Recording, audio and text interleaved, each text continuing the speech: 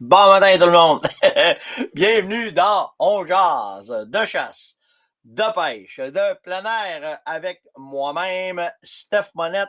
Salut les jaseux, les jaseuses. Ce matin, j'espère que vous allez bien en cette veille du jour de Noël, en fait. C'est pas le jour de Noël, c'est Noël. Donc, j'espère que vous êtes prêts. Je vous laisse arriver tout le monde. Salut Pierre! J'espère que ça va. Allô Manon? J'espère que vous allez bien. Je vous laisse le temps d'embarquer tranquillement, là, qu'on parte ça, cette affaire-là. On va parler un matin du meilleur temps de récolte. Un article qui est sorti, en fait, on fait une moyenne pour voir c'était quand. On ne changera pas le monde, mais quand même. Mais quand même. Puis, je dis tout le temps, c'est la même affaire. C'est une succession d'affaires mises ensemble qui fait que souvent, on va récolter, on va parler de ça. Après ça, on va parler d'éthique, naturellement, parce que j'ai eu une bonne discussion un matin avec un jaseux. Puis, j'ai fait, ouais, t'as raison. T'as probablement raison. Si on travaille de toutes les sphères, on va peut-être arriver avec ça, puis ça va peut-être passer par l'éthique de la chasse.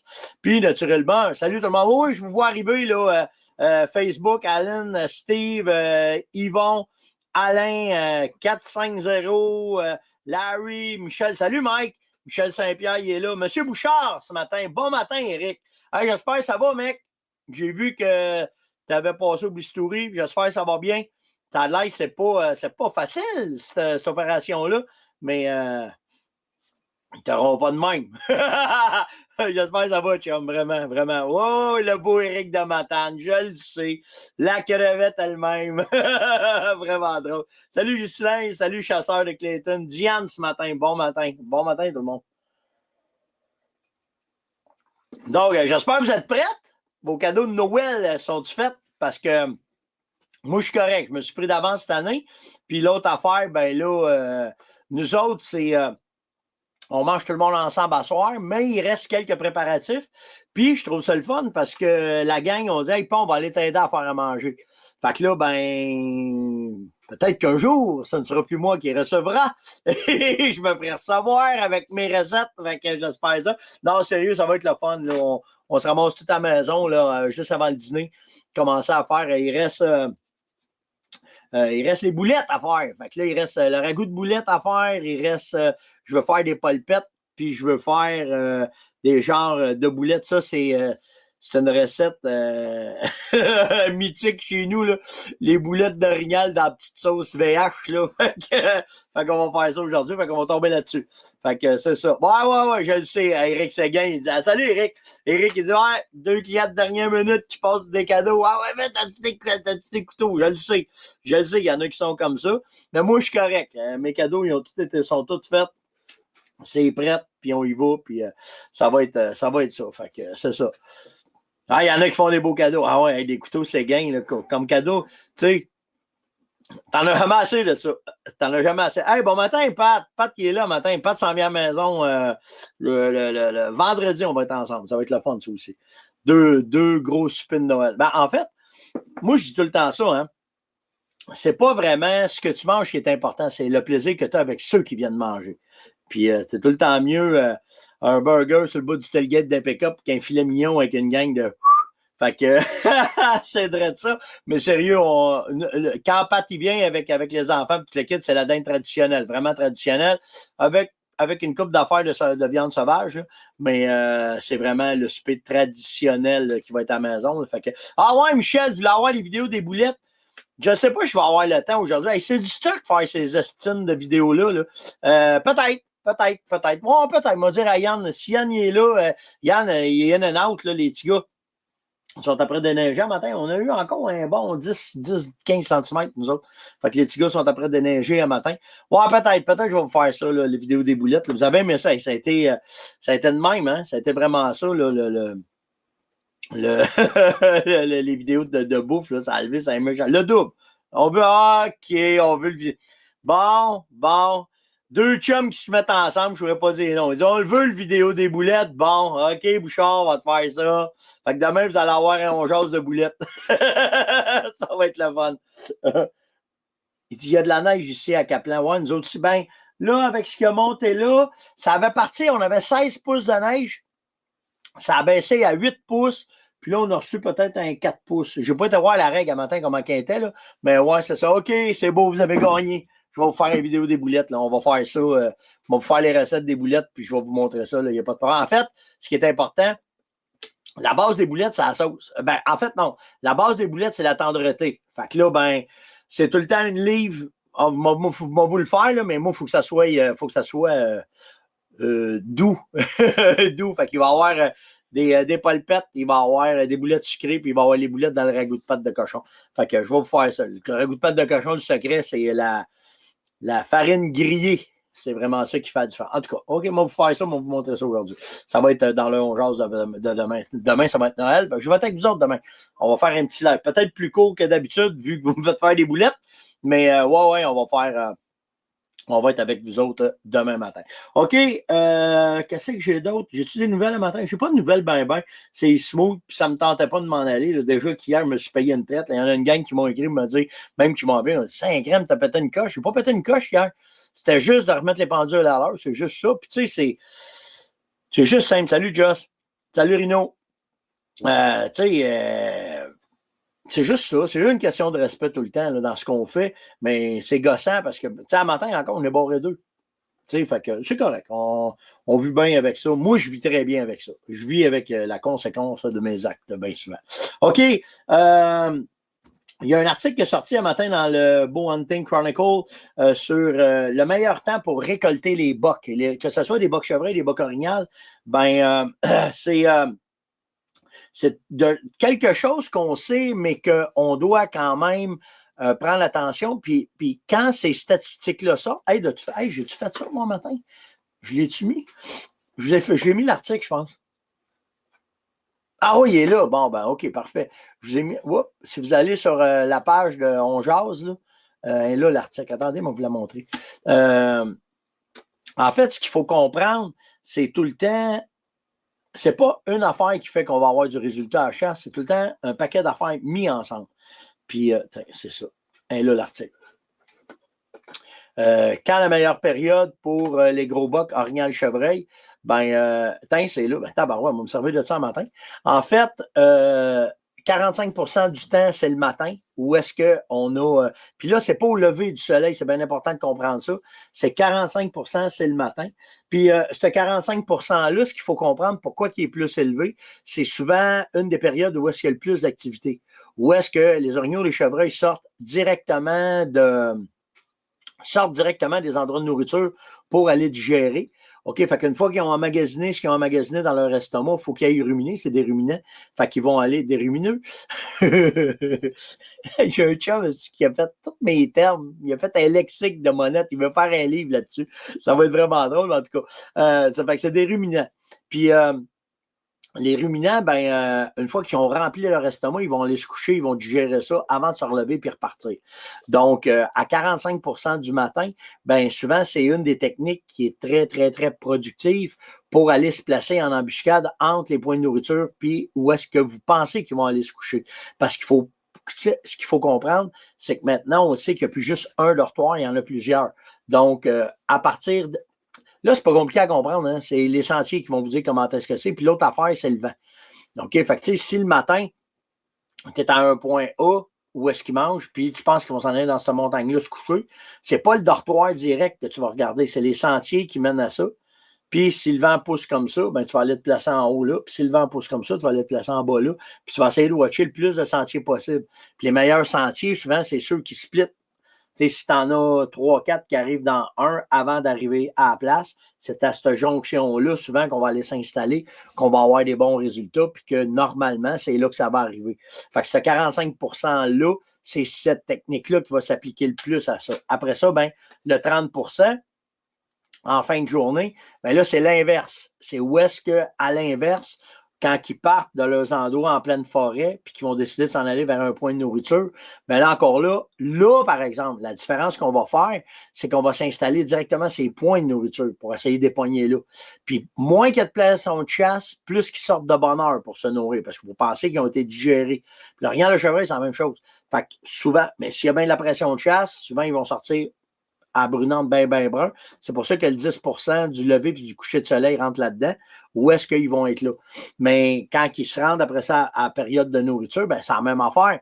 Où est-ce que tu présumes qu'ils vont sortir? Puis c'est tout le temps où est-ce que le vent va pousser qu'ils vont sortir vers ce secteur-là. Fait que si tu as un bûcher qui est cette grandeur-là, OK, le bûcher, c'est la grandeur de l'écran, là. OK, puis que le vent pousse par. Je veux juste être sûr qu'on le voit bien, que le vent pousse là, là en haut, je ne suis pas sur le même bord que vous autres, sur le bord là en haut, ben, ils vont arriver comme ça.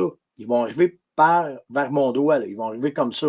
Fait que ce que tu veux, c'est qu'il va aller te placer là en haut. Mais en te plaçant là en haut, il faut que tu sois sûr que le vent va bien pousser ton odeur en dehors du sentier où est-ce qu'ils vont sortir. Parce que les autres, ce qu'ils font, c'est qu'ils vont venir faire un rond, venir s'assurer qu'il n'y a pas de prédateurs dans ce coin-là. Souvent, c'est là qu'on les poigne. Souvent, au lieu de se placer directement dans le bûcher ou directement dans les champs ou directement dans la place qu'ils vont aller manger, on va aller se placer dans le bois, 30, 40, 50 mètres avant qu'ils sortent. C'est là qu'on va avoir une shot sur eux autres pour être capable de les récolter à partir de là. On a un 15% en mi-journée. Souvent, les mi-journées, c'est les rough and tough, les vrais chasseurs qui restent longtemps. Ben, pas les vrais, mais les gars qui ont de l'endurance à rester toute la journée dans le bois. Ben oui, il y a un 15% d'achalandage, surtout dans le temps du rut, où est-ce que là, ça bouge tout le temps. Puis que si tu n'es pas là, ben, tu vas avoir manqué cette chance-là. Puis après ça, tu as un 10% qui est au coucher, au lever du soleil, là. C'est la première demi-heure. Mais c'est souvent le coucher du soleil qui est le plus problématique. Parce que il commence à faire noir, puis souvent, il y a des mauvais tirs qui vont se faire à ce temps-là. Fait que c'est bien important de comprendre que le tir doit être fait dans le bon temps pour pouvoir faire un tir le plus éthique possible, pour pouvoir récolter le gibier le mieux possible, puis le plus facilement possible. Mais je vais vous remonter l'article. On a fait une bonne job un matin là-dessus. Quand je fais ça, j'en donne un bout à Yann, là, parce que Yann me donne un coup de main le matin là-dessus pour préparer ça. Mais on essaye maintenant de plus en plus de vous faire des articles en même temps de qu'est-ce qu'on parle dans On Jase. Je ne vais pas dire que ça va se faire à 3 fois, mais le plus possible. Fait que, on vous amène les points qui sont là, on vous met les photos, on vous met comment est-ce que c'est pour que vous êtes capable de voir, de comprendre un peu en délai. C'est des lectures simples qu'on vous fait sur le blog. Ça dure, celle-là, es-tu marqué en haut? D'habitude, c'est marqué en haut. 2 minutes de lecture. Fait que, c'est pas long. Tous des petits articles courts, mais que vous pouvez garder en référence. En fait, ça va devenir, j'espère pour vous autres, des aides-mémoires. C'est pour ça qu'on fait ça. Puis c'est de cette façon-là qu'on travaille les articles pour vous donner le plus possible de contenu et d'informations. C'est ça le but. Puis c'est vers là que je vais m'en aller un matin. J'ai parlé un matin avec David. David m'a envoyé un courriel. Puis, tu sais, on ne se mettra pas la tête dans le sable.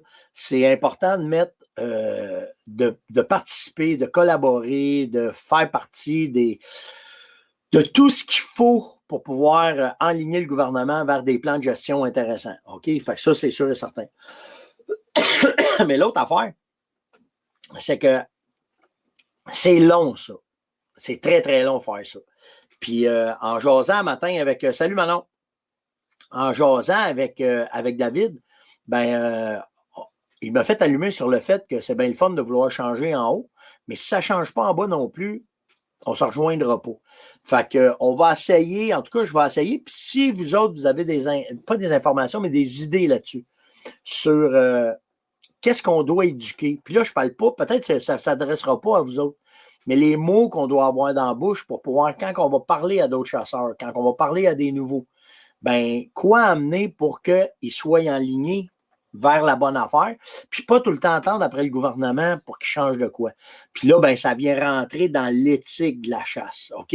À matin, je ne parlerai pas de la gestion proprement dite, OK? Parce qu'il y a tout un monde à comprendre la gestion, mais juste à partir avec l'éthique, ben, déjà là, puis l'éthique, là, moi, ça vient qu'un mot tout de suite à côté, respect. C'est tout de suite associé à côté. Puis là, ben, ça ne dépend pas de la grosseur du territoire de chasse que vous avez, parce que si on est capable, entre nous autres, de s'organiser, on n'aura peut-être plus besoin du gouvernement non plus pour tout le temps nous enligner, puis tout le temps faire de quoi qui est intéressant. Puis là, ben, l'éthique vient, tu sais, partez à la base, c'est juste une question de logique, mais une question de GBS. Partez à la base que si on n'arrête pas de piger dans le plat de bonbons, il n'y en aura plus de bonbons. Fait que selon le secteur où est-ce que vous êtes, c'est à vous autres d'évaluer, d'utiliser votre GBS pour savoir qu'est-ce qu'on va faire de bon dans ce territoire-là. Mais avant ça, faut s'assurer qu'est-ce qui se passe en entour de nous autres. Comment est-ce que nos associations sont en entour de nous autres.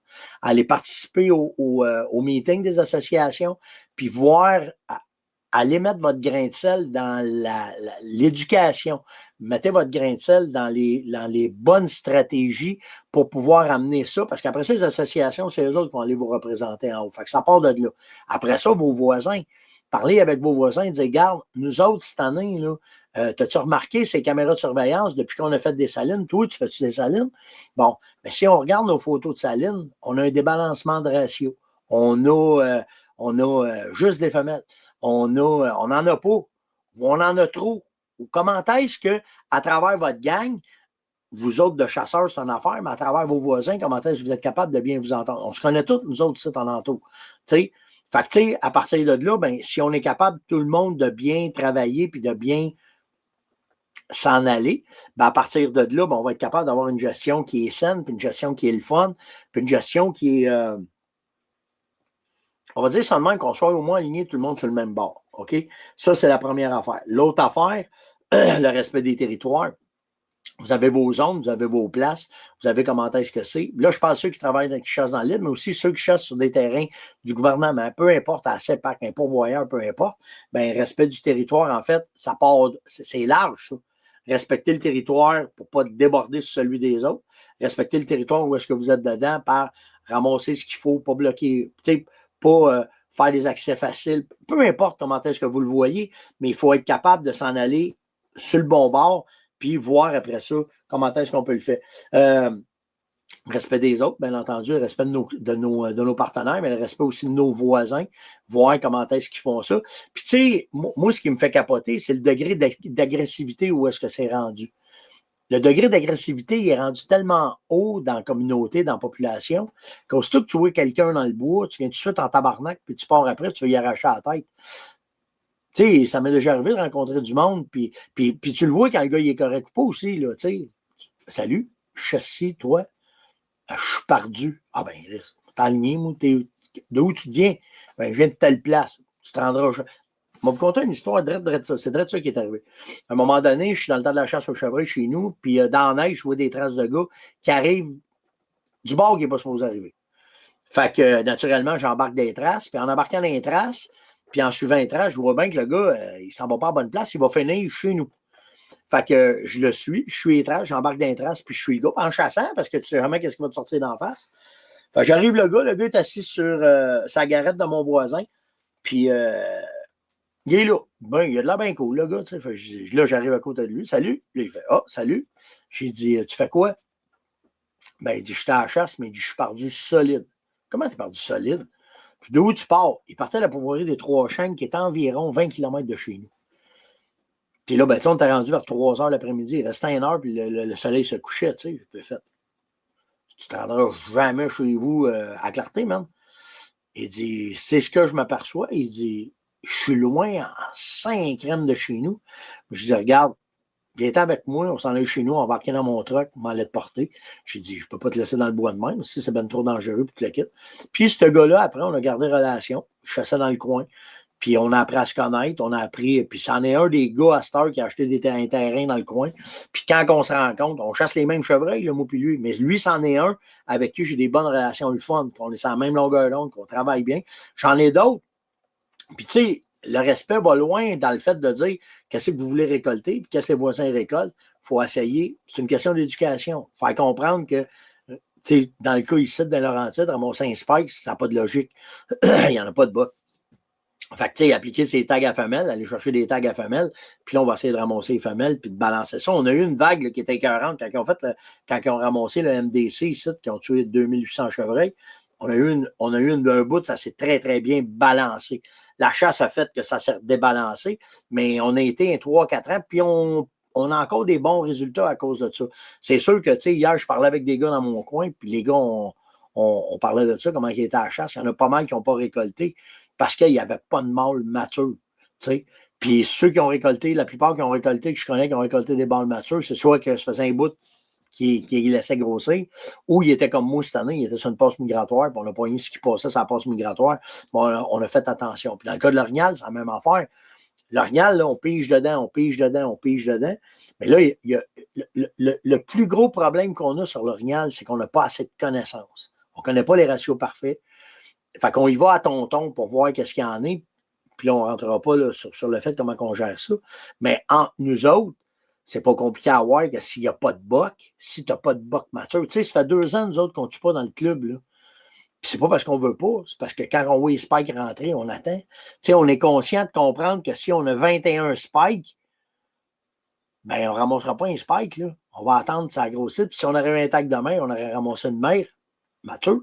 Tu sais, pas de veau. Essayez d'y aller avec une certaine logique. Puis après ça, ben, c'est là que ça décolle, puis ça va bien. Puis, tu sais, comme Richard dit, le bon voisinage, il est important. Il y a plein de places où je suis allé à la chasse. Tu sais, moi, je suis chanceux, j'ai une entreprise qui s'appelle La Fermonette. J'ai tout le temps une caisse d'urine de plus dans mon truck. Puis que si je rencontre des gars, ben, puis que j'ai du fun avec les gars, je leur donne. Moi, c'est ma façon de dire, hey, j'apprécie qui vous êtes, puis je vous donne de l'urine. Mais tu sais, tous mes voisins me connaissaient. Tu sais, quand je vais revenir quand je chassais en Gaspésie, puis qu'on avait des territoires loués, tous mes voisins me connaissaient. Puis quand tu sais, c'est déjà arrivé. Et ça, c'était drôle en tabarouette. À un moment donné, je suis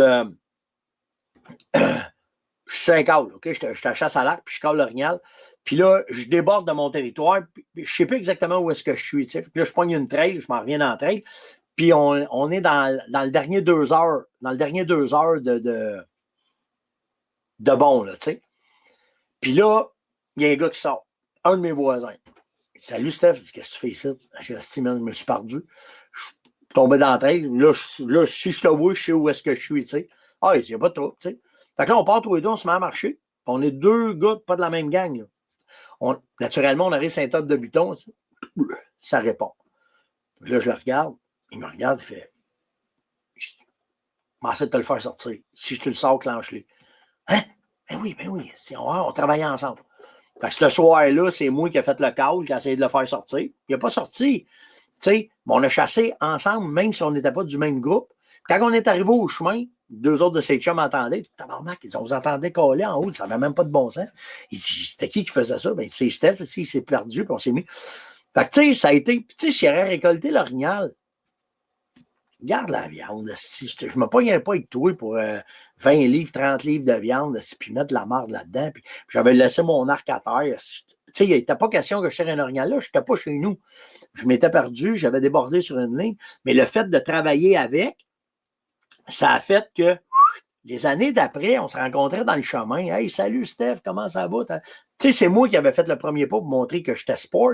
Mais après ça, ça a été, puis il y a eu une année où est-ce que les gars n'allaient pas là.